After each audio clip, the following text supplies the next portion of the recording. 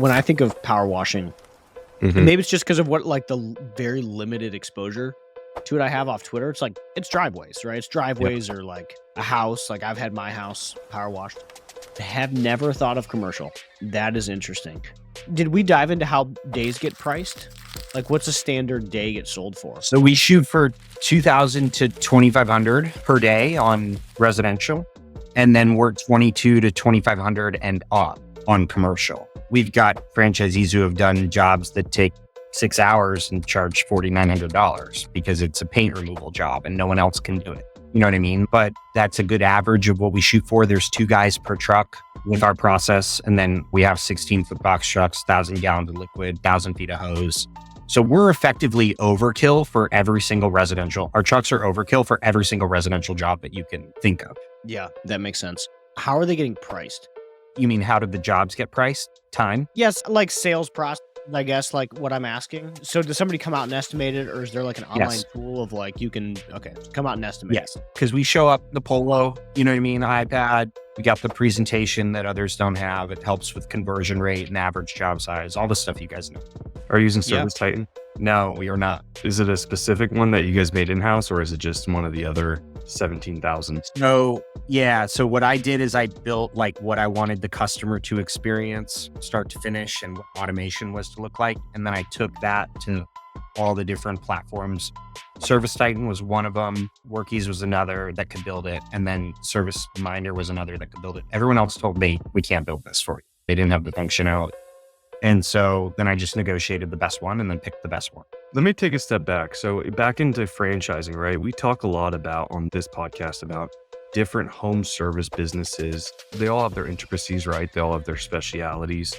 But on a whole, from a framework perspective, I'd like to think that they have many similarities, which allows us to talk in generalities about lead gen and recruitment and all this kind of fun stuff.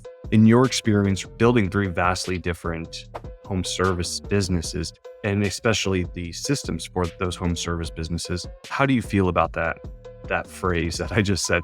Were there a lot of similarities in it, or was it more difficult than we're conceptualizing?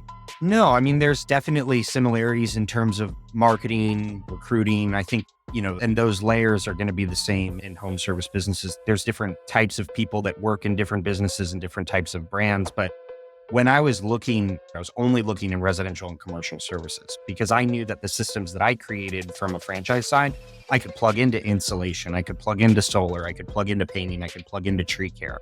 So the technical element of the business varies, but the actual systems that you need to support franchisees and actually run the business are pretty much the same. Were there any big surprises that you ran into though? That you went, wow, this is just outlandish that I have to deal with this? With Systems that you plug in thinking it's going to work and it's completely broken from the start and you go, we got to start from scratch on this.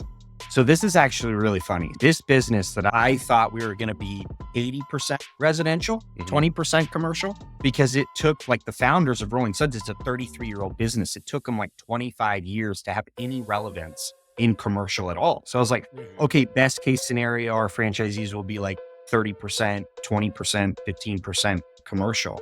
I had to completely correct course after I saw the demand on the commercial side. And we invested more heavily in hiring more people and bringing in more marketing companies to really service that need on the commercial side that was much larger than I thought. So that was actually a good situation, but I was happy to be wrong about that. We had to edit our approach because of that demand that we saw. Yeah, I don't think I would have thought of that. I already said that. I was very surprised when Yeah. you said that. I was like, yeah, it makes sense.